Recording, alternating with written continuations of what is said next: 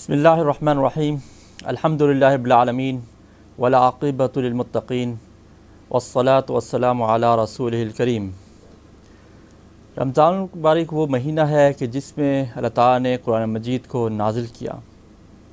اور اس کی ایک خاص اہمیت ہے، اور یہ وہ مہینہ ہے جس میں مسلمان روزے کی ادا کرتے ہیں۔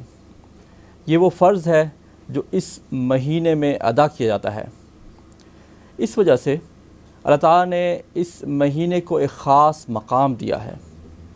اللہ تعالیٰ کے ہاں اس کی عظمت ہے اور اس کو لوگوں کے لیے آسان بنا کے پیش کیا گیا ہے، اور اس میں اللہ تعالیٰ نے لوگوں کے لیے خوشخبریاں رکھی ہیں۔ جب رمضان المبارک کا مہینہ آتا ہے تو اللہ تعالیٰ کی طرف سے ایک خاص اہتمام کیا جاتا ہے، اور وہ کیا ہے؟ سب سے پہلے تو اللہ تعالیٰ کی طرف سے رحمت اور مہربانیاں ہوتی ہیں۔ جنت کے دروازے کھول دیے جاتے ہیں،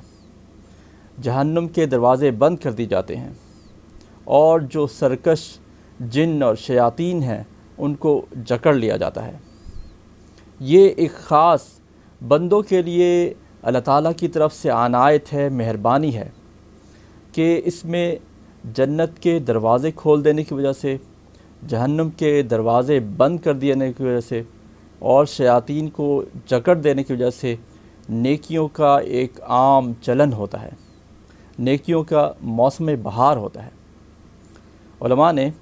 جنت کے دروازے کھولنے اور جہنم کے دروازے بند کرنے اور شیاطین کو جکڑنے کے تشریح میں یہ بات بیان کی ہے۔ اس سے مراد اللہ تعالیٰ کی رحمت ہے، اللہ تعالیٰ کی مغفرت ہے، اس کی معافی ہے جو عام ہوئی ہوتی ہے، اور اس کے ساتھ ساتھ جو برائی کرنے کے جذبات ہوتے ہیں، وساوس کرنے والے شیاطین ہوتے ہیں، اللہ تعالیٰ کی طرف سے ان کو جکڑ دی جاتا ہے یا ان کی تاثیر کم ہو جاتی ہے۔ یہ ساری کی ساری مہربانیاں، اللہ تعالیٰ کی طرف سے برکتیں، رحمتیں کس لیے ہیں؟ وہ اس بندہ مومن کے لیے ہیں کہ جو اس رمضان المبارک کو تقوی کے لیے رکھنا چاہتا ہے، جو اللہ تعالیٰ کے اس فرض کی ادائیگی کے لیے اس ماہ میں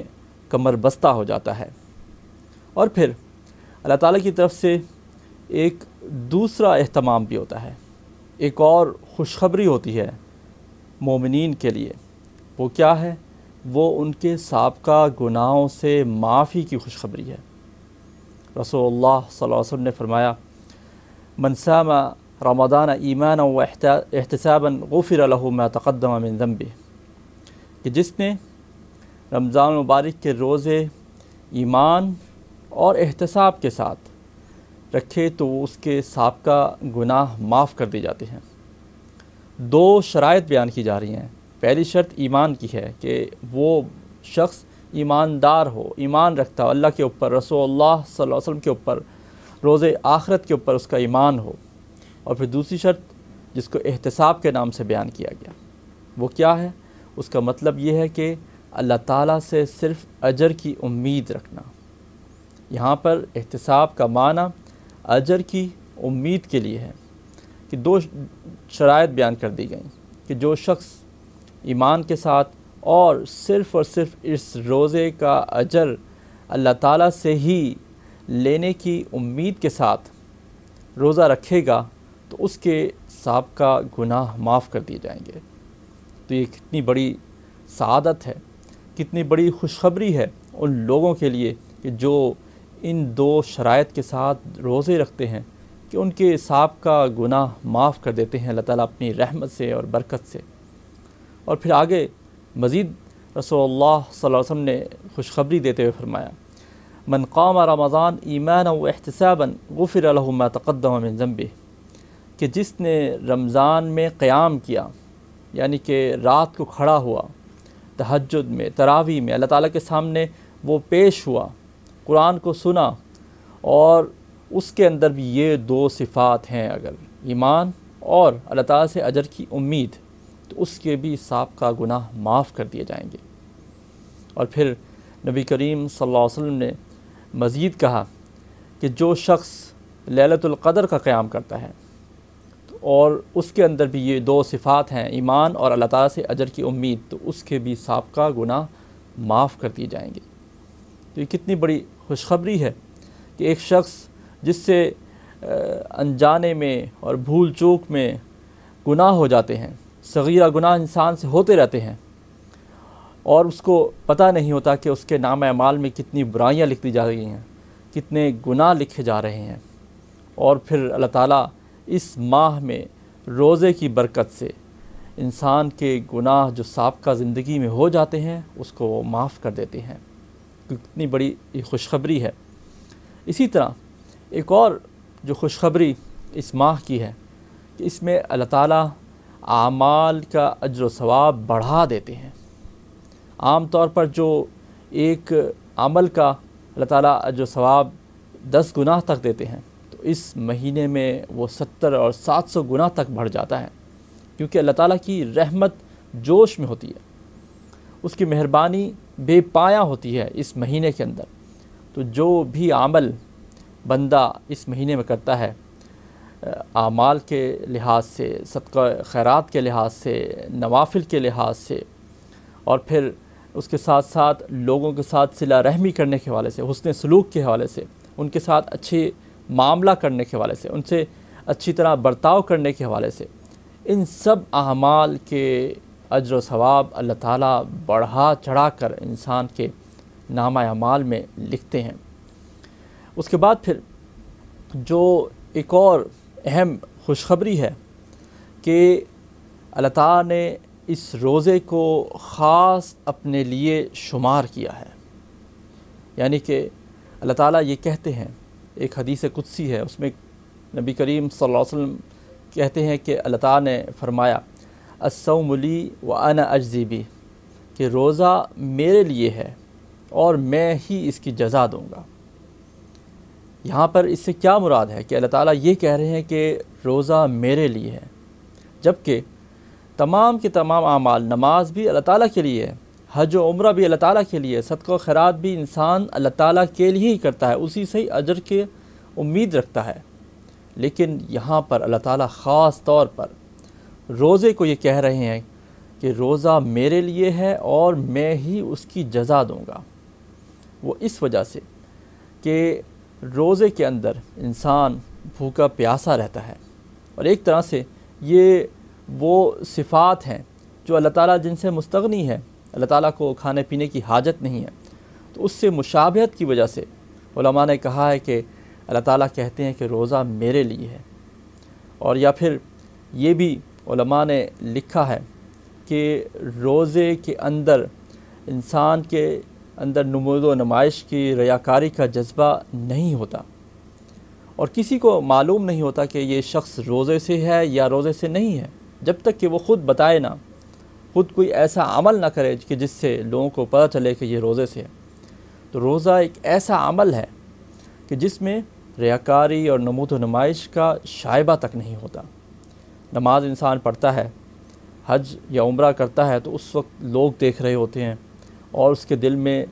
ریاکاری کا تھوڑا سا خدشہ پیدا ہو سکتا ہے، خیال آ سکتا ہے، لیکن روزہ انسان اور رب کے درمیان ہے، صرف رب کو معلوم ہے کہ اس شخص کے روزہ ہے یا نہیں ہے۔ تو اس وجہ سے اللہ تعالیٰ نے خاص طور پہ روزے کے لیے کہا کہ روزہ میرے لیے ہے اور میں ہی اس کی جزا دوں گا۔ اور جزا دینے سے جو مراد ہے وہ یہ ہے کہ خاص طور پہ اللہ تعالیٰ قیامت کے دن